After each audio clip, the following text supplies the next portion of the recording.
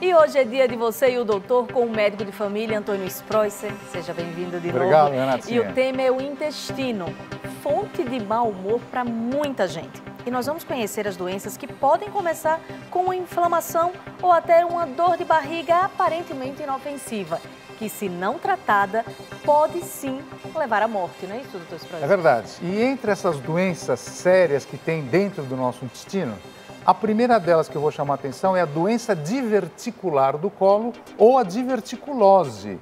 Então, para vocês que estão em casa, querem saber o que é diverticulose? É isso aqui, olha. Aqui tem o intestino na minha mão, intestino grosso, e aqui atrás, olha, aqui tem o intestino grosso, né? O ascendente, o transverso, o descendente, o sigmoide. E aqui, olha os divertículos do lado de fora como eles são. Parecem uns botões, parecem uns dedos de luva, né? Agora aqui dentro, olha, aqui dentro do intestino, olha como ele é. Aqui tem uma comunicação, forma essa bolsinha, aqui forma a bolsinha. E agora eu vou chamar uma arte para mostrar exatamente para vocês como que forma o divertículo dentro do nosso intestino. Vamos dar uma olhadinha. Ali o nosso intestino, o sigmoide, está fazendo força para evacuar, não consegue, porque as fezes estão muito duras. Esse aumento da pressão das fezes na parede do intestino vai fazer com que, olha o que acontece, ó, vai formar uma evisceração, como se fosse um dedinho de luva. Isso é divertículo. Isso chama-se doença diverticular do cólon. Como existem bactérias, fezes e essa pressão lá dentro, isso muitas vezes não inflama, mas quando inflama, pode causar a diverticulite. O que vocês estão vendo agora é a inflamação do divertículo, que pode formar pus. Esse pus pode descer para a parte inferior do divertículo, e se a pressão aumentar muito, esse divertículo pode até romper, e quando ele rompe, pode sair esse pus para dentro da nossa cavidade abdominal e fezes, levando o paciente à morte se não for cuidado a tempo. Por isso que esse programa é importante a gente chamar a atenção que uma simples dor de barriga pode levar à morte. Eu não estou exagerando, porque infelizmente eu já vi muito isso acontecer. A diverticulite ela é bem comum, doutor, mas quais são os fatores de risco? Quem é que pode ter essa doença? A diverticulose, que é a formação dos divertículos, agora eu vou chamar uma outra arte, por favor, que são os fatores de risco da diverticulose. A idade avançada, parece que o intestino fica mais frágil, a dieta pobre em fibras. Quanto menos fibra eu como, menos eu vou ao banheiro para evacuar. Pouco exercício físico. Quanto mais exercício eu faço, mais eu movimento o meu intestino para funcionar melhor. A obesidade. Parece que a obesidade dificulta o intestino a funcionar. E, finalmente, o tabagismo. Então, todos esses são os fatores de risco que podem agravar e formar esses divertículos aqui. Agora, doutor, quem tem a diverticulose sente dor? Então, né? Quais são os sintomas que a pessoa deve se alertar mais e procurar um médico? Que você tem diverticulose, que você já fez colonoscopia, sabe que você tem diverticulose, de repente inflama o diverticulose, você tem diverticulite agora. Que é uma evolução. É uma evolução, é uma complicação. Então agora eu vou chamar uma outra arte com sintomas da diverticulite. Primeira coisa, dor abdominal. Essa dor pode ser difusa no abdômen, náuseas e vômitos por irritação do peritônio, que é a membrana que envolve o meu abdômen. Febre, essa febre pode ser alta, pode ser febre o dia inteiro. E, finalmente, prisão de ventre e diarreia. Então, esses são os principais sintomas da diverticulite. Quando você tem esses sintomas, procure um médico, procure um clínico geral, médico de família ou seu gastroenterologista, porque tem tratamento para isso aí. E como é que é esse tratamento, doutor? Geralmente o tratamento é feito com antibiótico. Esse antibiótico é dado endovenoso. A gente tem que internar o paciente, toma antibiótico endovenoso, analgésico para tirar a dor. E se esse paciente tem uma perfuração do intestino, aí nós temos que operá-lo. A gente tem que fazer uma colostomia, depois refazer o trânsito intestinal. Então, para que a gente evite essa cirurgia, a gente sempre fala em clínica, em gastroenterologia, o seguinte: não tenha mais do que 5 crises de diverticulite num ano. Porque se você já tiver acima de 2, o seu clínico pode indicar uma cirurgia. E doutor, se essa bolsinha que o senhor mostrou, que causada diverticulite estourar, pode dar uma infecção generalizada no corpo? Vai dar uma coisa chamada peritonite. e você tem que ser operado. Você tem que remover essa área que está toda necrosada, fazer uma colostomia e depois de 30 dias refazer o trânsito intestinal. Infelizmente, o nosso ex-presidente, Tancredo Neves, morreu de uma complicação de uma diverticulite. Ficou na UTI muitos dias e, infelizmente, a gente fez parte da equipe de tratamento do ex-presidente e ele acabou morrendo em septicemia grave. Então, você que está em casa, faça exames de rotina, uma colonoscopia, procure o seu gastro, o seu clínico.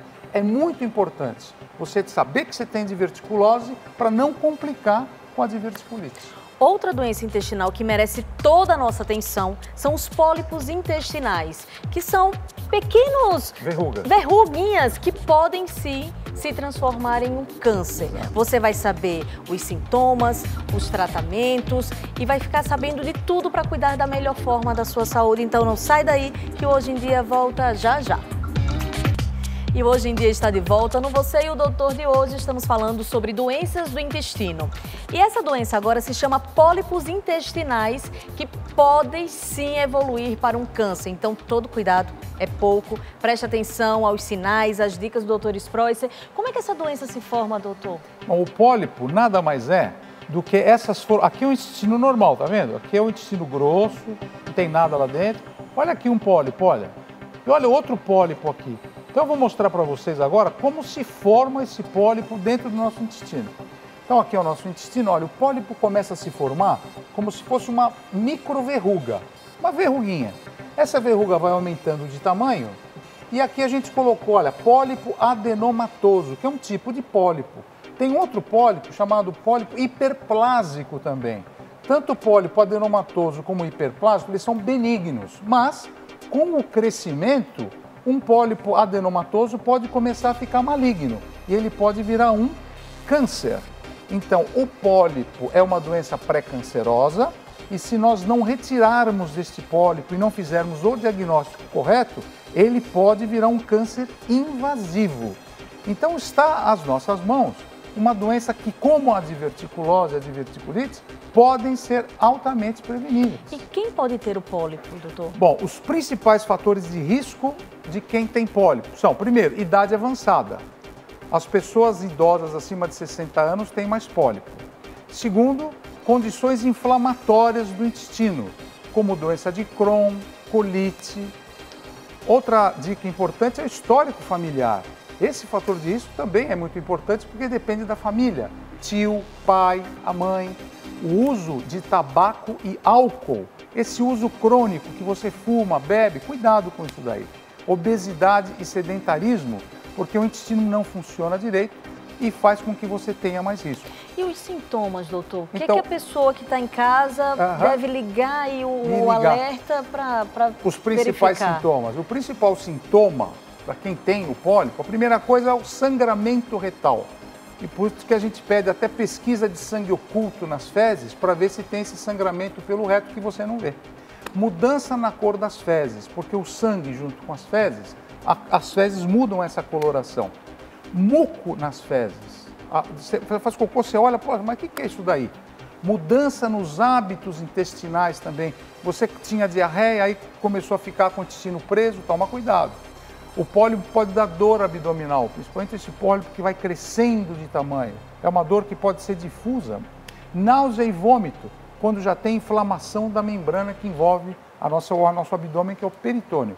E, finalmente, a anemia, porque essa perda de sangue é diária. O pólipo vai crescendo, ele vai rompendo os vasos e sangra todo dia, mas você não vê.